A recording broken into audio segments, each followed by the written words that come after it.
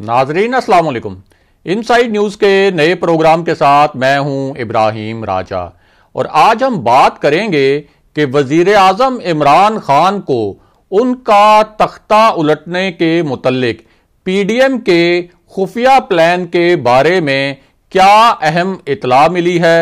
इसके बाद आला सतह के हंगामी इजलास में क्या दो बड़े फैसले किए गए। क्या हुकूमत गिराने के इस प्लान को किसी खास कुव्वत की हमायत भी हासिल है।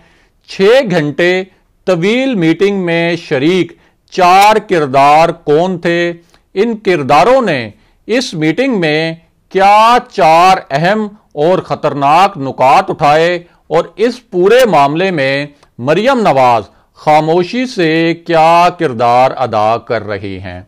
अगर आप इन खबरों की तफसील जानना चाहते हैं और आने वाले दिनों में भी अहम मामलात से आगाह रहना चाहते हैं तो हमारे चैनल को सब्सक्राइब कीजिए।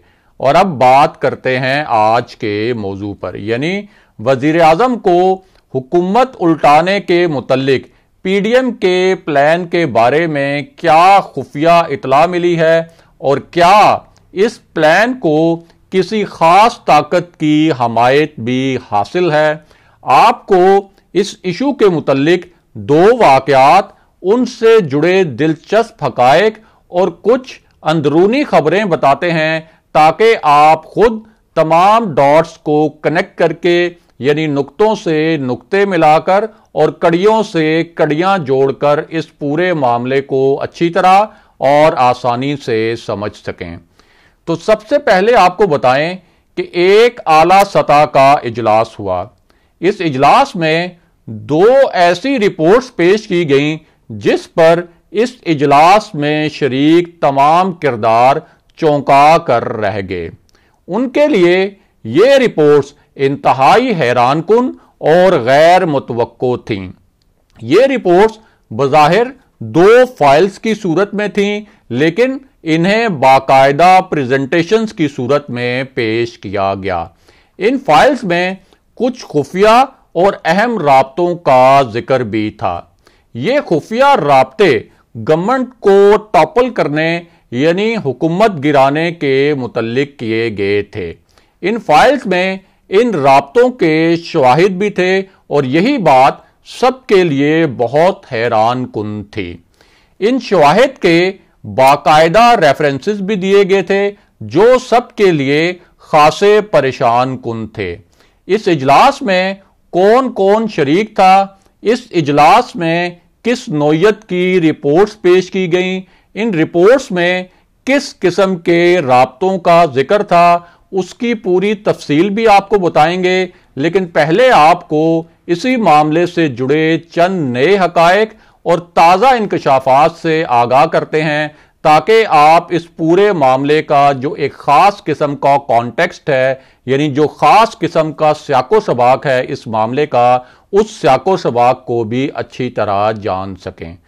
तो मामला यह है कि यह मीटिंग एक ऐसे वक्त में हो रही थी जब मौलाना फजलुर रहमान ने यह ऐलान किया था कि अब उनकी तनकीद का रुख इस्टेब्लिशमेंट यानी फौजी क़यादत की जानिब होगा। उन्होंने ये धमकी भी दी थी कि पीडीएम का लॉन्ग मार्च इस्लामाबाद की जानिब नहीं, रावलपिंडी की जानिब भी हो सकता है। जेयूआई अलल ऐलान ये अल्फाज भी इस्तेमाल कर चुकी है कि अब उनकी जंग जीएचक्यू वालों से है। इस पूरे मामले में सबसे खतरनाक बात यह है कि जेयूआई ने अपनी झैली तंजीम अंसारुल इस्लाम को कुछ हसास मकामात पर धरने की तैयारी की हदायत भी जारी कर दी हैं। ये तंजीम इस हवाले से बहुत फाल हो चुकी है। इसी वजह से वजीर दाखिला शेख रशीद ने एक बहुत मानी खेज नुक्ता उठाया। उनका कहना है कि किसी जमात को डंडा बरदार और पुरतशद्दुद तंजीमें पालने की इजाजत किसी सूरत नहीं देंगे। शेख रशीद ने अंसारुल इस्लाम को कलदम करार देने और उस पर क्रैक डाउन का अंदिया भी दिया। और अब बात करते हैं उस मीटिंग के मुतल्लिक جس کا ذکر ہم نے آپ سے ویڈیو کے آغاز میں کیا، اور ساتھ ہی آپ کو کچھ دلچسپ اعداد و شمار بھی بتاتے ہیں۔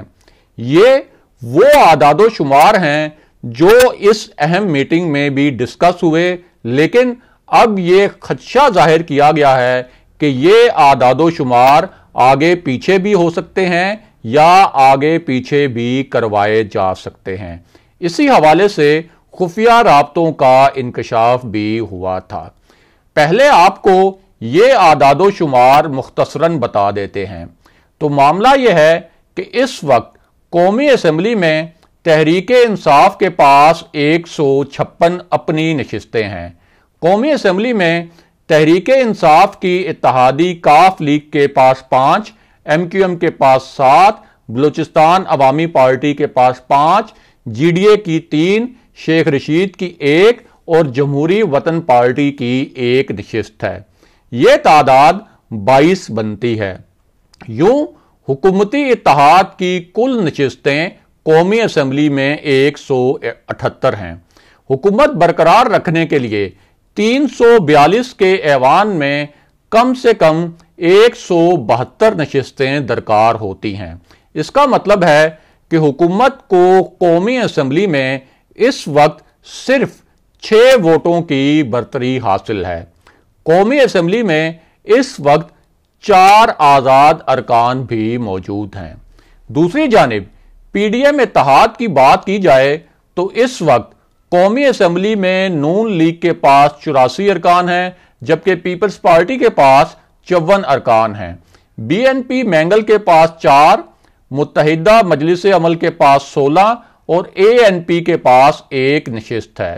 یوں اپوزیشن اتحاد کے پاس کل ملا کر 160 ارکان ہیں۔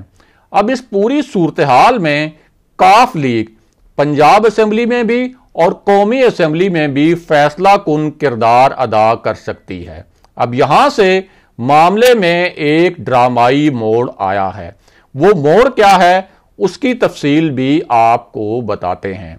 تو معاملہ یہ ہے کہ انہی اعداد و شمار کی روشنی میں کچھ خفیہ رابطوں کا انکشاف ہوا ہے۔ انہی خفیہ رابطوں کی بنیاد پر آصف علی زرداری نے پی ڈی ایم کے اجلاس میں ایک بہت خاص تجویز دی تھی۔ ان کا کہنا تھا کہ وزیر اعظم عمران خان کے خلاف تحریک عدم اعتماد لائی جائے اور ان کے پاس اس تحریک کو کامیاب کروانے کا ایک خاص فارمولہ بھی موجود ہے۔ آصف زرداری نے یہ تاثر دیا کہ اس پورے معاملے میں اسٹیبلشمنٹ کوئی مداخلت نہیں کرے گی، اور جاننے والے جانتے ہیں کہ آصف علی زرداری خرید و فروخت کے بھی ماہر ہیں۔ اب بات کرتے ہیں کہ آصف زرداری کا فارمولہ اصل میں ہے کیا، اور ساتھ ہی آپ کو اس میٹنگ کی تفصیل بھی بتاتے ہیں جس کا ذکر ہم نے آپ سے شروع میں کیا تھا۔ تو معاملہ یہ ہے کہ آصف علی زرداری نے میاں نواز شریف کو یہ فارمولہ پیش کیا ہے کہ پنجاب میں چودھری پرویز الہی کو وزارت اعلیٰ کا مشترکہ امیدوار بنایا جائے، اور یوں نون لیگ، پیپلز پارٹی اور کاف لیگ مل کر عثمان بزدار کا تختہ الٹ دیں۔ آصف زرداری کا تاثر تھا کہ اسٹیبلشمنٹ کو بھی پرویز الہی کے وزیر اعلیٰ بننے پر کسی قسم کا کوئی اعتراض نہیں ہوگا۔ آصف زرداری کے فارمولے کا دوسرا حصہ یہ تھا کہ پنجاب میں تبدیلی کے 1-2 ماہ بعد وفاق میں بھی تحریک عدم اعتماد لائی جائے۔ پنجاب میں تبدیلی کی وجہ سے وفاق میں بھی تحریک انصاف کی حکومت کمزور ہو چکی ہوگی۔ تحریک انصاف کے کمزور مہروں کو توڑنا بھی نسبتاً آسان ہو جائے گا۔ دوسری جانب چودھری پرویز الہی بھی پنجاب میں اپنی وزارت اعلیٰ برقرار رکھنے کے لیے قومی اسمبلی میں پی ڈی ایم کا ساتھ دے سکتے ہیں۔ اب یہاں انتہائی اہم اور دلچسپ بات یہ ہے کہ جس حکومتی میٹنگ کا ہم نے آپ سے ذکر کیا تھا، اس میٹنگ میں یہ انکشاف کیا گیا کہ پی ڈی ایم کے دو رہنماؤں نے اس پوری صورتحال میں اور اس حوالے سے چودھری پرویز الہی سے ملاقات بھی کی ہے اور ان سے یہ ممکنہ فارمولہ بھی ڈسکس کیا ہے۔ ذرائع کے مطابق چودھری پرویز الہی نے اس فارمولے کو مسترد نہیں کیا اور وہ کسی مناسب وقت یا اشارے کا انتظار کر رہے ہیں۔ اس سے پہلے وزیر اعظم نے بھی اسی خدشے کے پیش نظر چودھری پرویز الہی سے ملاقات کی تھی، حالانکہ وہ پرویز الہی کو ان کی سیاسی بلیک میلنگ کی وجہ سے سخت ناپسند کرتے ہیں اور ان سے سخت ناراض بھی تھے۔